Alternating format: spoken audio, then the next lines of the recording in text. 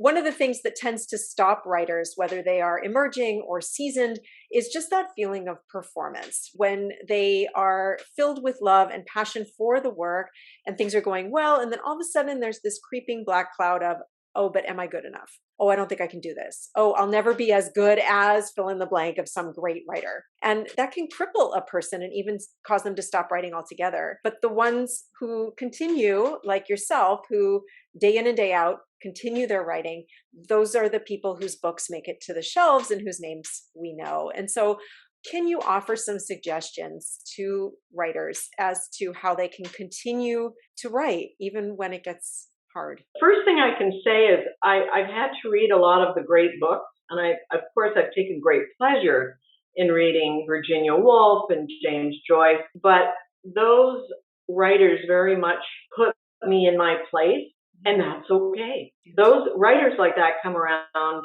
like great musicians, composers, visual artists. They come around once every 100 years. I think to constantly sort of put us up to, compare ourselves is defeating. So put that aside. You don't have to be Virginia Woolf. No one's asking you to be Virginia Woolf. That's okay.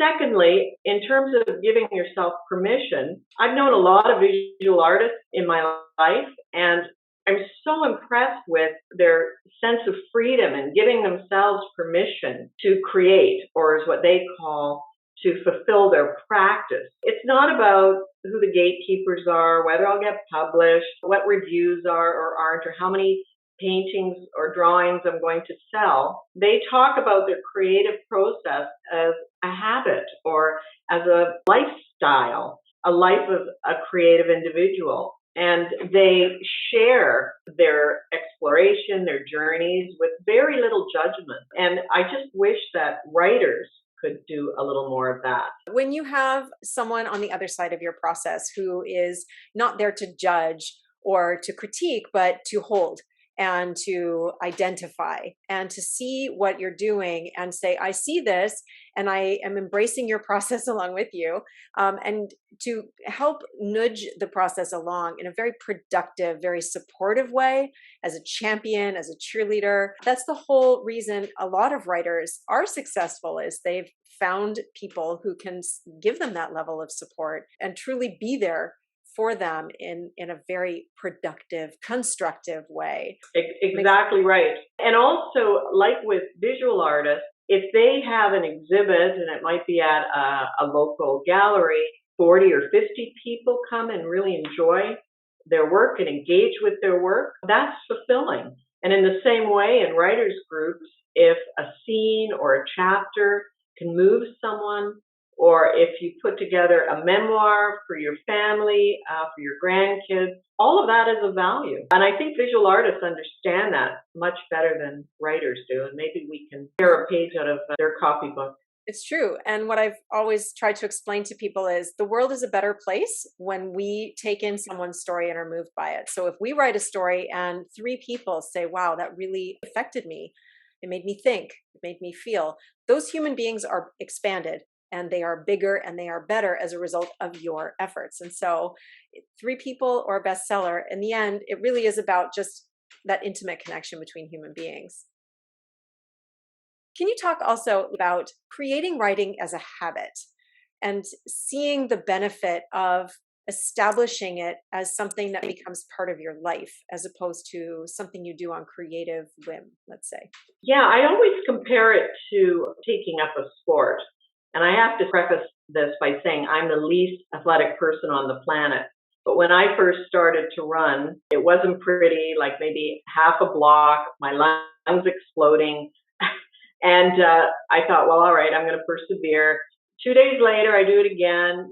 Now I got to 1 block and only coughed up half a lung. Right. And then finally, after a month or 2 months, I'm hobbling along and I kind of like it. And then after maybe 6 months, I have to do it. Similarly, friends of mine who say, I've got to take that mile walk every day. Like, I love doing it. It's become part of me. And I think it's the same thing with writing. At the beginning, it's like creating any habit. It might feel a little uncomfortable. It might not be immediately rewarding. You might not see results that you like, but the more you do it, the more you're firming up that mushy muscle and getting better and stronger. And then before you know it, you want to get to your desk and you want to write. So I think that is really important. And then I also think it has to do with being in the zone, liking the process. In graduate school, I had a professor from France, Julia Kristeva, who's extremely well known, renowned, etc. And she came in and did these special courses for, a few graduate students. And the time came when we had to approach her with our ideas as to what we wanted to explore, what essays, etc. So of course, again, she's illustrious, extremely well known, so everybody's nervous. I'm really nervous. So I finally have got these two ideas down, and I approach her, and she listens intently. I say, idea number one and idea number two, and which should I write up? And she looked at me and she just said, you know what? Choose the one that gives you more pleasure. Pleasure. So here I was thinking, oh my God, I'm going to climb Everest. It's going to be really hard. She said, no, like what? Do something that pleases you. Very French answer, but that's the same thing. Like, don't get all sort of tied up in judgment, etc. What would give you pleasure to write?